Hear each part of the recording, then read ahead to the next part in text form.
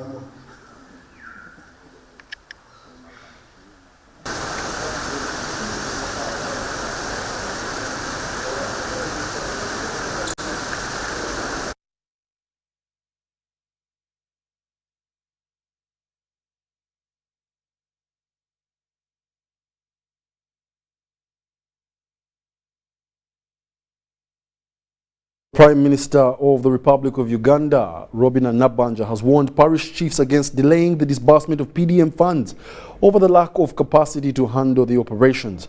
The Premier was this Friday evening presiding over a fundraising function at Nakasongola district. Let's have a look.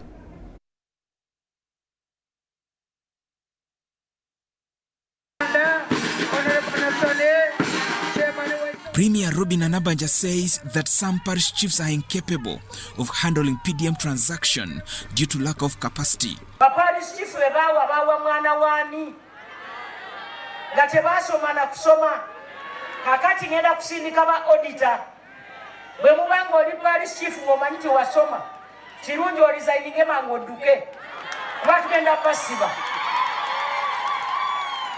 The Premier was on Friday evening presiding over a fundraising function in Nakasongola district. Nabbanja explained that government has sent a lot of money to districts, though it's not being utilized well. Tebamanyi computer, tebalina chebamanyi, baleta abantu abatalina chebamanyi, ate ne babateeka mu system eri computerized. I hope this is not the problem here. Good progress right on that. No, are your parish chiefs suitable for the jobs you people gave them? Not all, but some. And so you see, the problem is almost nationwide. We are not going to allow this, I'm telling you. Together, the Lands Minister Judith Nabakoba assured the people of Nakasongola that government has paid some of the landlords and nobody should evict them anyhow.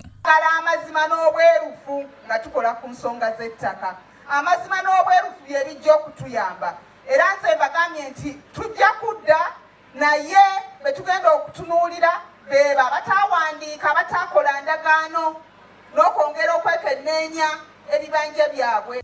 The members of parliament who participated at the event told the Prime Minister that evictions from lands are affecting the implementation of government programs.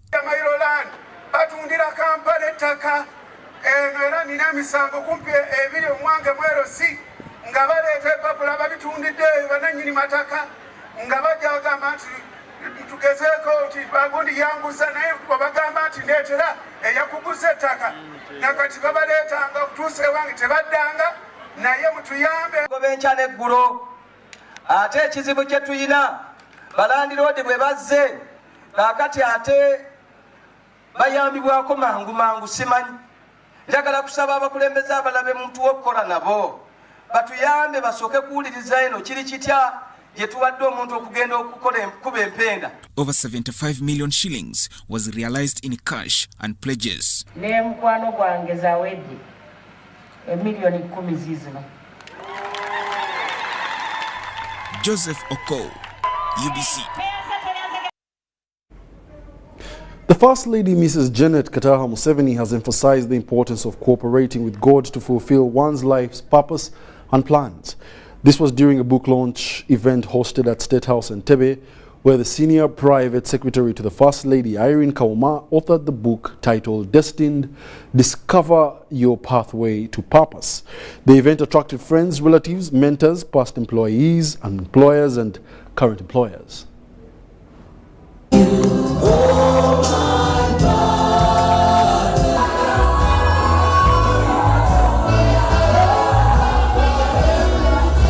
The First Lady, Janet Museveni, has praised her senior private secretary, Irene Kauma, for her firm submission to God and her daily obligation to serving the Lord. Irene is a prayer warrior. She wakes up every day to serve the Lord, and God is faithful to those who love him. Therefore, I have no doubt in my mind that as Irene continues to walk obediently with God, she will cross that middle place and reach her destiny as purposed by God. Irene's book is good for all people to receive wisdom.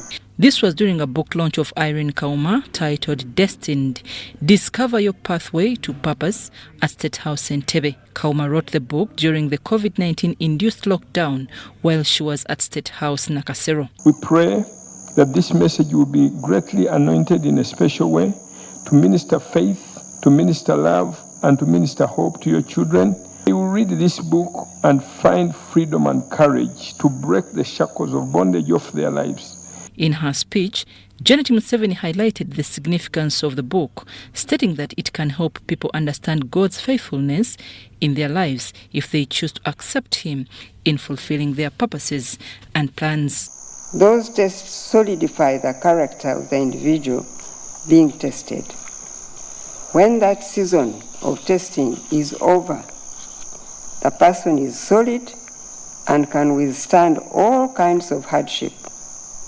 Trying to say through all these examples is that God will create life as he chooses.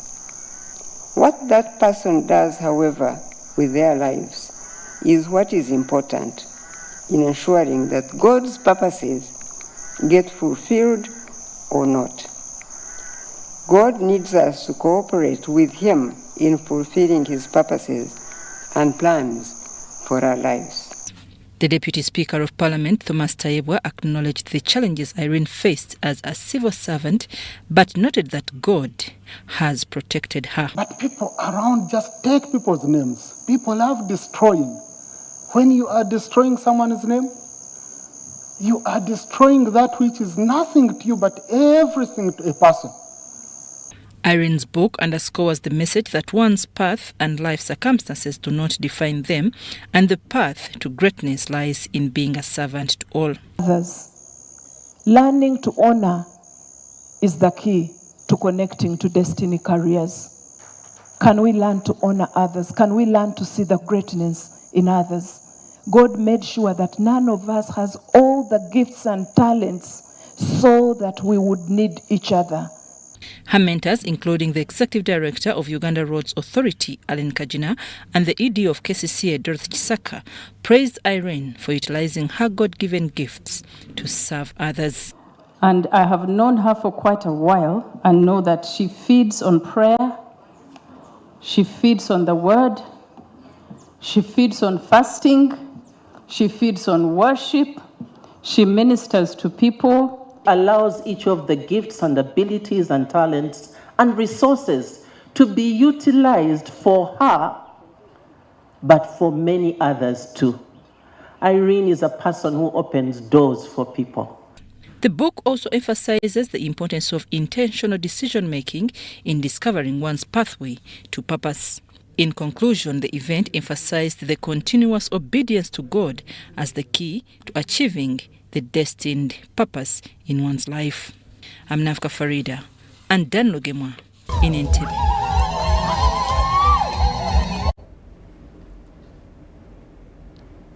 Congratulations, Miss Irene.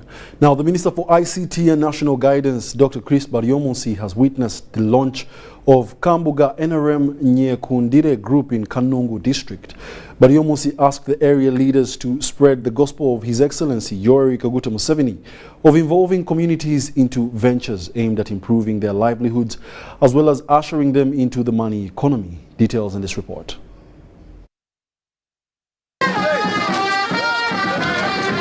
The Nyekundire group for Kambuga sub-county in Kanungu district has been launched this Saturday. The group, bringing together all NRM supporters and well-wishers from the entire sub-county, is to put emphasis on development.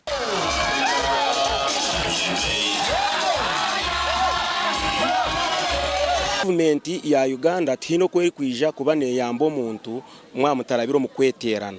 So kubasha ziremo bashamo kugira ngo bakore Nyekundire ko kuba yikozire Nyekundire cyayereka ngo government neija kwanguha yaba nebaletera most like nk'ejyo kubayamba. Oh yes, this is a very nice law because this is a very good mobilization because people have mobilized themselves without any efforts of anybody. The launch has been hosted at Zoromo Primary School grounds in Kambuga sub-county with the Minister for ICT and National Guidance, Dr. Chris Baryomunsi, gracing it as the chief guest. Nyekundire means volunteering. They come up on their own, organize, and as part of mobilization, they launch the groups sub-county by sub-county, and we will be doing this. And today we are launching Kambuga sub-county Nyekundire group so that they can mobilize NRM supporters, but also recruit those who are not NRM to come into NRM. Baryomunsi, who serves as Kinkizi East Member of Parliament, pledges full support towards the initiative. But I also support them to make sure that they form these organizations, have them registered, and also give them some seed support in terms of financial assistance to get out of poverty. This is the third Nyekundire group launch in Kanungu district.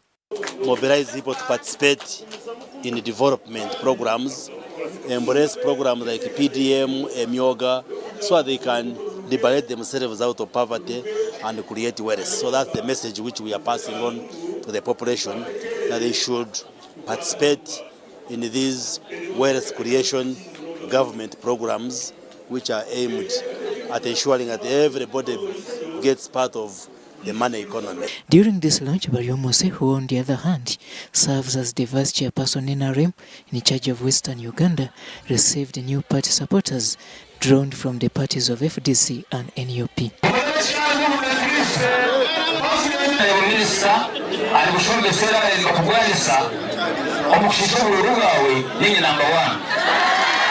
Ata abantu bingi bakaranza baleba ngu ebibine bindi nebyo kuba buzabuza baleba ngu tino kolija kutunguka wabo tajoiningire ruling party. The government is doing it to make sure that everybody gets registered. We are in a rural area, but we have tap water, national water. We didn't have roads, but now on every cell there is a road connecting the cell. As a starting point, Minister Baryomunsi contributed close to 10 million shillings to the session. Robert Onyango, UBC News, Kanungu District. Chambogo University, through its art faculty, sponsored a research driven towards the promotion and protection of culture for ages to come through art. Research findings were exhibited visually at the Nomo Art Gallery in Kampala, with the presence of Chambogo University representatives and art practitioners. Details in this report. The research, championed by Dr. Joan Kechimuri, was focused at learning Buganda royal regalia during the coronation of the Kabaka and visualize the findings through art for other people. I like ethnography as a methodology of research, and I like studying our cultural objects and recording them for future generations. So that's the branch of more of the research I do. So the interest stems from there, liking our traditional objects, which I call art forms. I was so happy that research has been done, deep research, and then presented it graphically in terms of art. I need to also let people know, because it's important when I speak, that government has picked interest in our sector, because at the moment we are doing a proposal which has already passed a lot of stages, and it is now at a stage of government to call it a project. We are going. During the exhibition, there was a call for different cultures to disclose information concerning their culture, just in case the older generation passes on, it can still be accessed. There is more inside there that somebody can do research about and reveal. Most of the information with these people has been passed on from word of mouth. There's nothing written. And that's how knowledge dies as these old people get out of the system. But I'm glad that this cultural center has been partnering with you to make sure that some of this information is brought to light for posterity. I'm also glad that you are going to archive this work in Chambogo, and then other people will use it as a reference. With the passing generations changing the look of culture, Dr. Joan Kechimuri advised on the importance of record keeping of royal regalia so that it's never changed over the years. If there were beads, natural beads being used, why are they now bringing in plastic beads? Okay. Originally, Kabaka wore the back cloth. Why is it now we see a tunic which is brought in by the Arabs? Those are the questions we must question, and we see of what impact is it to the coming generation. Do they still have record of how it was and how it should still be, as without being adulterated with modernity and technology? This research on Buganda Kingdom Royal Regalia kicked off in 2021 and is to be finalized this year.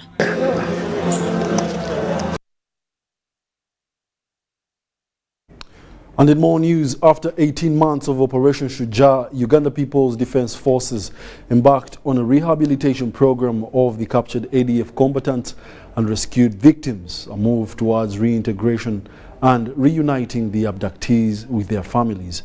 UPDF works in partnership with Bridgeway Foundation, a non-government organization based in Kasese, to transform the ADF victims from the trauma they went through during the time that they spent with the ADF in captivity in the Democratic Republic of Congo. These are some of young girls and boys who have been successfully rescued after being rescued from the clutches of the Allied Democratic Forces ADF rebels in the Eastern Democratic Republic of Congo. We work closely with the government of Uganda and Amnesty Commission when they hand them over for us to spend a program with us of 3 months where we rehabilitate them. So we do mental health. We have specialists in trauma counseling that help them understand what they've gone through. Then we also skill them a little bit of vocational skill. The joint operation conducted by the UPDF and DRS armed forces has led to the freedom of women and children, but also sends a strong message to the ADF rebels that their atrocities will not be tolerated. Deployment of the security agencies within the area. Since then, we've been following these guys, and in that process, we managed to put out of action so many of them. We've also tried to rescue so many women and children We have also forced some of the combatants of the ADF to report to us, which has been also an achievement to us. Bridgeway Foundation and Uganda People's Defence Forces UPDF are providing much needed psychological support to assist in the healing process of these former ADF victims. So we work with sheikhs and imams that help our clients to understand what is the true interpretation of the Quran and Islamic theology. So for 3 months we've been rehabilitating these people. We've taken them through that program of, first of all, the spiritual counseling, the mental counseling, but also in terms of, of course, most of them are handed over when they have, diseases. They've been in the field or in the forest, so they're malnourished. So we treat the body, we treat the mind. Once skilled and rehabilitated, the victims are given financial support as capital to start on and reuniting them with their families.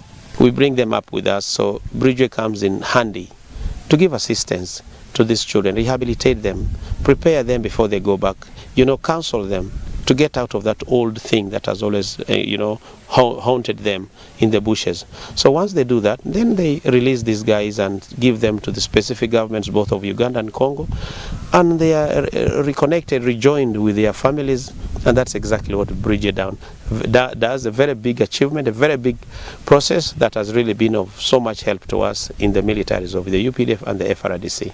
Haruna Mtesa, UBC News. Now, the stage was set, the anticipation was palpable, and the crowd was buzzing with excitement as much as the anticipation of the music battle between Cindy and Sheebah was about to begin. As the clock struck midnight, the rules of the battle were announced, and Cindy would take the stage first, followed by Sheebah, each artist given 2 rounds to showcase their talent. These are some of the highlights from the show.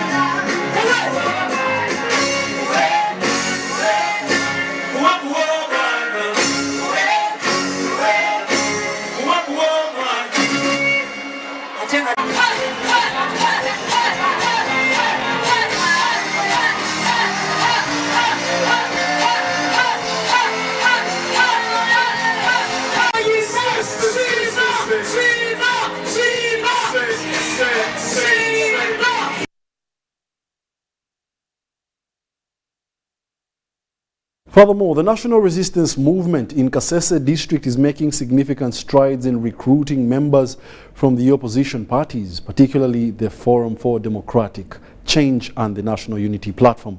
This trend is expected to have a notable impact on the political landscape in the upcoming 2026 general elections.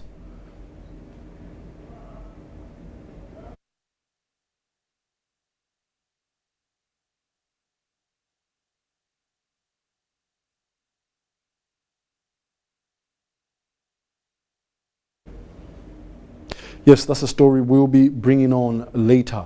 But the MK Youth Initiative Foundation is set to roll out a nationwide border give-out exercise, mainly targeting youth as a move to empower them to fit into the money economy. Now, this has been revealed by the group members who have been interacting with the association patron, Mokushi Shukula, who is commonly known as Shumuk. Details in this report. These are some of the executive members from MK Youth Initiative Foundation. This MK Youth Initiative Foundation will mainly address issues related to poverty alleviation, beginning with an exercise to roll out motorcycles across the country. We all know that youth is the majority in this country. And to avoid damages and the problem and stress in this country, it's our duty, responsibilities that is fully collected by all of us. It is not about the government, President Museveni, as you can always hear. The boys go on the street, demonstrating, and they feel they're being ignored. No, it is now our collective ideas that we both come in and help the youth. Why? I know 90% may not believe, but don't worry. Let's do our work properly, and you will see the results. Don't get too much attached for results. Focus on the work. Results is a secondary byproduct. Shumuk pledges to support the MK movement agenda through his business empire. So if we improve our level of attention on anything we do, we'll be good in leadership or in business or in this. So I feel that our biggest challenge is, what is our biggest challenge? Resource utilization. Is it not? You are a young man. You can make me one box and I will fall down. But you are not utilizing your energy properly. Is it? So youth itself will not generate employment. Smart youth will generate employment. And when MK succeeds, what he has been looking at with our veterans. However, it's being emphasized that spoon-feeding the youth can't guarantee wealth for them. MK Youth Initiative eliwo kwiramu ebibuuzo ebibaire biriwo nti abavuka tulifunira muwa saawa ey'okufuna etuuse tube bagumiikiriza okufumbibwa bintu biri kufumbibwa era mujja kubona results nkadivayo donna ninyenda nk'abantu ba mitoma nyinga western yona ejeji project ebe beneficiaries abantu bone myeto yona eine engoga yokora. With these strategies we are good to go. I am Justina Kami, Antonaba Kenneth for UBC News. The president of the Lions Club of Wakiso host Lion Kandi Chinyenjere Mugabe wants the general public to appreciate medical interventions to avoid resistance in diseases. Kanyenjere says that many people tend to visit health facilities when illness can hardly be treated. The Lions Club of Wakiso Host has had a one-day medical camp at Nansana Market where a screening of hypertension, diabetes and HIV/AIDS was carried out. The medical camp followed a mass sensitization exercise by the Lions Club of Wakiso Host in Nansana Market and the surrounding areas. Ne pressure netukebera abo mutatamba nakawuka akaleta sirimu obuweereza bwonna bwa bwereere. The president of the Lions Club of Wakiso Host, Leani Kandi Chinyenjere Mugabe, advised people not to wait for illnesses to become chronic before they can seek medical intervention. People have a general fear of getting to know their HIV status. So while we are moving in the community, in the market, on their stalls, in their shops, is to reassure them that it's better to live a life where you are sure of what is paining you, what is bothering you, than live blindly when you don't know whether you have pressure and then you wake up one day or you don't wake up one day and you're gone. So that's why we have to take the message up to them, to where they are, and convince them and encourage them to come and test and be sure of how they are standing. The Lions Club says they partner with some health facilities to where they refer patients found with health complications and treat them at no cost. This project is funded by LCIF, our international funding arm, and all clubs in Kampala and Entebbe are participating. We document them. When we are listing them here, we get their phone contacts, so the club follows up with them. Each club has a collaborating health center they have. In this case, this activity was done by the Lions Club of Wakiso Host together with Nurture Africa Satellite Clinic. So in case there is anyone here who is found diabetic or needs help, they will be followed up and referred. The club boasts of the huge turn-ups in the various medical camps carried out, saying it is an avenue for them to expand and serve humanity. So we feel proud that the 50 people, that alone, for us is very important, because those 50 will take the message to other people in their households. So we are standing well. The project is still ongoing. Other clubs across the whole nation are going to be implementing the same project. So I can say we are doing well. You run announcements, but too, as you saw today, in their jackets, which are branded with Lions logos, they move around and explain to the locals. And even those hesitant ones, they have flyers, they have all this kind of information. So the Lions do a great job in terms of mobilization because they give out the information, and even the hesitant ones somehow are convinced and they come on board. Mary Namkose, UBC News. And that brings us to the end of our 8 o'clock edition of the UBC News Tonight. Up next is the weekly business roundup with Dennis Sigoa. But do stay tuned for our 10 o'clock edition of the UBC News Tonight. My name is Wadulo Mark Arnold Mugalu Muhammad on Sign Language. See you at 10.